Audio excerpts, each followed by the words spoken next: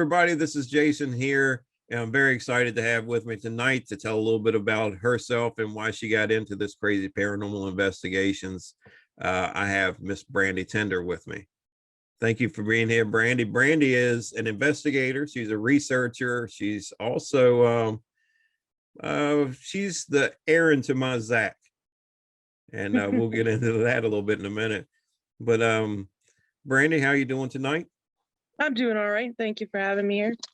Good. I guess I just have a few questions for you, and we'll get it started right off the bat. I guess let the viewers kind of know what got you interested in doing the paranormal investigations, and why you wanted to be a paranormal investigator. Well, I think mainly I had little things happen when I was a child. My father was actually, I don't tell many people this, but it's an important part of why I believe in the paranormal, was a schizophrenic. And I believe he saw a lot of spirits because of that, because of his mind being there, brought them to him. And I would see those as well sometimes. So I think a lot of it is childhood experience. And then, of course, I got obsessed with the shows. I'm not going to lie. We all kind of did. The shows became obsessive. You know, you want to do it. It looks fun, interesting. You want to figure it out. So you just kind of get into it. But when you get into it, you realize it's nothing like the shows. Absolutely nothing. No. It's if you were going to say, is it more like ghost hunters or ghost adventures to you? I mean, you know, our group is more like ghost adventurers, obviously, for obvious reasons. Yeah. So, you know, we have a little bit of, but we are us. We're not anybody else. We are wayward adventurers. We do our own thing. We are very serious with our investigations, but we also have a very good time. It's the preferable part that I'd rather do that than to go out in a bar and hang out. I mean, we have a good time with what we do.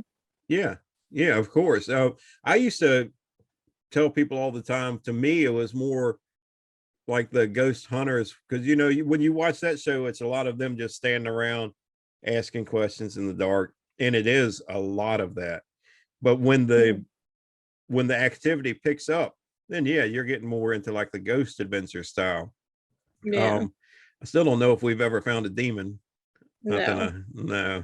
And that's one good thing, too, I think, on pretty much every investigation we've been on.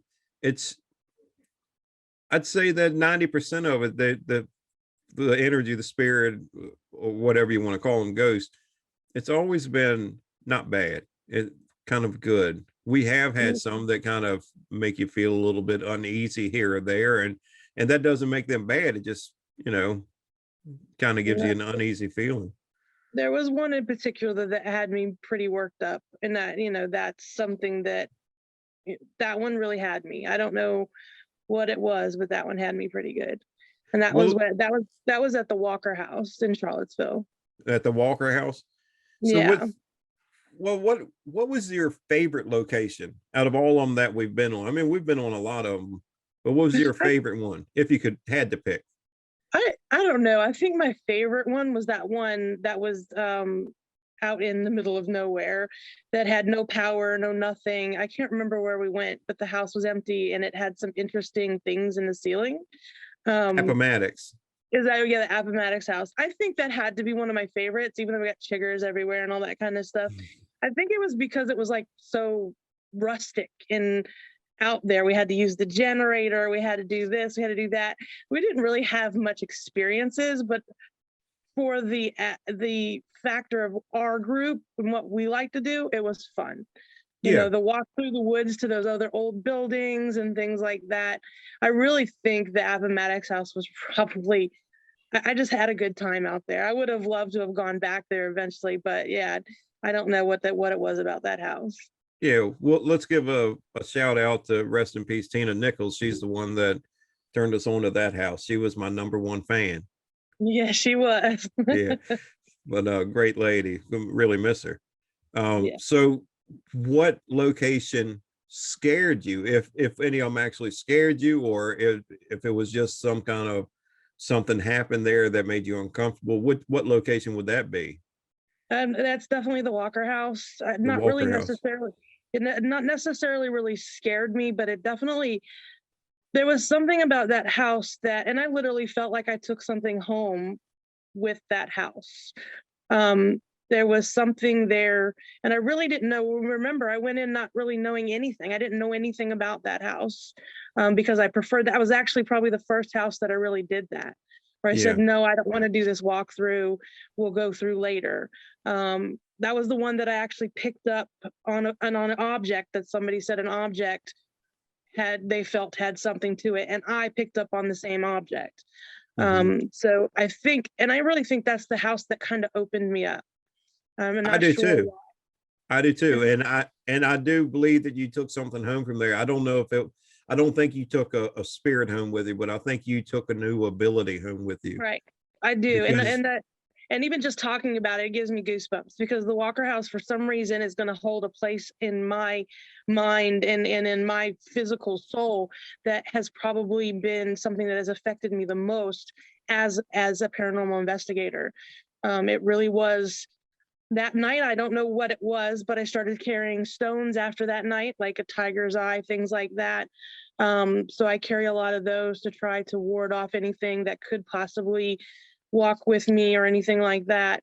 And it was basically after that house. I mean, I had some really interesting, remember, again, here I am, Erin, sitting in a room by myself, and I got quite a few Ovilus hits where it even said my name. yeah, So that was pretty, that house was intense for me. Nobody else really felt it, but for me it definitely was something for me. Something really attached itself to me in that house. I agree because I up until that point I would have just considered you just another investigator like us. But after that point, I would love to be. I never made a claim that I'm sensitive to anything as far as spiritual going to do the investigations. I wish I could be. I would love to be able to do what you can do now, to be able to go in and pick which. For the viewers that don't know, when we set up our investigations, when you see the rooms that we are investigating, that we have the static cameras up in, Brandy has picked those out. Brandy and Heather, but Brandy is the reason those cameras are where they are. We do. It's usually Steve and I will go there. The people will tell us all about it, and they'll say this happened in this room, this happened in this room, this is here, we've seen this, we've heard this, and we don't tell Brandy and Heather anything. That's just No. the way we've always done it, and especially since that night. And Brandy can go through and pick the room to put the camera in, and we will typically get evidence off of that camera or doing the EVP sessions in that room. And one that really, when you and I met at the Wayland House in Crozet, Virginia, uh, Mm-hmm. what, like a week before we did the investigation or something, we just did a Yes, that's walkthrough, right. Yeah. and we did an EVP session, but it's just something said your name when we were Yep. downstairs in that one area, and it's almost every time your name gets mentioned. And this was on it, just the EVP. This wasn't the Ovilus, this wasn't the spirit box, just on there. Was a And whisper. Yeah. yeah, your name gets mentioned a lot. It's almost like they know that you can understand them, that you can talk to them, that you're sensitive, and they communicate to you. So that's why, a lot of times that I'll say, let's put Brandy in here. And it is one of those things like, I think I mentioned it when I talked to Steve, when we're doing an investigation and they say, oh, in this room here, you don't want to send Brandy because this is a terrible place, because don't send women in here. And I'm like, Brandy's going in that room. But the problem is I'll do it. So Yeah. Yeah. Not scared of anything. Not scared of anything. I've actually gotten a little bit nervous, and Brandy came by me. I let her go first. I'm a Yeah. shield. I'm a shield. That's all Um, right. That's I've also noticed too with this ability that, and again, guys, I'm completely skeptic on my own ability. Jason's sitting here saying that I've proved it many times, but I'm still very, very, like, I'm a skeptic. He is going to ask me that question anyway, but I'm a skeptic. I'm a debunker. I prefer to debunk than to truly believe that something there. It's just fun for me Yeah. to figure it out and debunk it. I like that part. So with that being said, I've noticed that if I allow myself and I open myself up a little bit more, there's certain things that I can do. And one of which that's really starting to freak me out a little bit is I can drive down a road by a house and I can hear chatter. I can't hear what they're saying. I can't hear anything like that, but I could stop there and I can literally hear chatter like there's a party going on in the house or something like that. This is something that's been going on for about a year. And of course, I haven't mentioned it to Jason before, I don't believe, because I'm just someone that doesn't, I need proof. And Yeah. even though I'm hearing it, it's proof to me. How can I prove it to somebody else? Yeah. But it's Well, just you something have that's, over and over again, you've proven it. I It know, leads but to Wayward and a lot of the yeah. viewers that watch. So Well, and that's true, and that's one of the things. And being part of the group, with that being said, like when we did Desjarnet, and I did a lot of the educational kind of things and stuff like that. I really liked doing that. And then, of course, when I did the little par for the course, and I'm teaching the kids, and so these are things that drive me in wanting to continue doing it, because if I can show somebody and make them excited about what we do, that's awesome. yeah. That's just the fun part of it, of doing this. And to me, it's like it's not a job. It's just it's not just a hobby either. It's something you just love and you do. Yeah. Yeah. We're not getting paid for any of this. You know No, what? we have to pay 90% of the time. We have to pay. Yeah. Yeah. Yeah. So if you had to pick a certain piece of equipment that we use out of all of them, doesn't matter what it is, what is your favorite piece of equipment to use? I really like the Ovulus, but the Ovulus is hit and miss. Yeah. It can be disappointing, and it can be. I wish we had the one that showed the screen where we know the words, because very hard to understand. But we do get some pretty good stuff on the Ovulus. But the K2, especially when we use the 2 and try to communicate between the 2 or anything like that, is probably the K2 is probably my all-time favorite. Yeah. Especially when we can get responses out of it. Yeah. Because it's just those, it seems to be the most sensitive of the not sensitive per se to touching or anything like that, but the most sensitive to spirits. Yeah. I seem to gravitate towards the K2 more than anything else. Okay. So if you had a bucket list location for us to investigate anywhere in the world, where would you want to go? Everywhere. I don't know. I really don't have one in particular. Like I said, I would love to just go everywhere. There's no, and it isn't the fact that there's a famous place that I want to go. I want to go to I like the little stuff. I like the houses where we're helping maybe a kid's being harassed by something, which we've done before. Yeah. Stuff like that is what drives me. So to me, yes, I love doing the big stuff. St. Albans is probably one of my all-time favorite places to go, and I'm so excited to be going there again. Just because it's fascinating, it's history, it's stuff like that. I really don't know. I want to go, like I said, I want to go everywhere. I'd love to go to England. There's so many places over in England that you could do. So I think if I could pick a country to go to, it'd be England. But I can't particularly pick out one particular place. Well, probably almost everywhere over there is haunted. The I old know it. castles and stuff. Castles. I want to go to the castles. Yeah, because I think that's one of the things that a lot of people don't realize with the paranormal investigations. It's the history of the locations too that we like, especially the older ones. And you can't get much better than a Civil War hospital. There's so many places that were used for Civil War hospitals. And I will tell anybody that is interested in doing paranormal investigations, if you're interested in doing them, find an old house, an old business that was used for a Civil War hospital, because I guarantee that you'll get some kind of evidence, an EVP or some kind of contact through the EMF meters or something, maybe a good picture. We did. Yeah. Oh, yes, we did. $300 we won off of that picture. Yeah. So, well, I think that's probably all, Brandy. If I thank you for sitting down and doing this. I'm trying to let everybody know a little bit more about the searchers in the group, and Brandy is the heart of the entire group. So thank you for that and everything that you do for the group. Thank you, Jason. I appreciate that.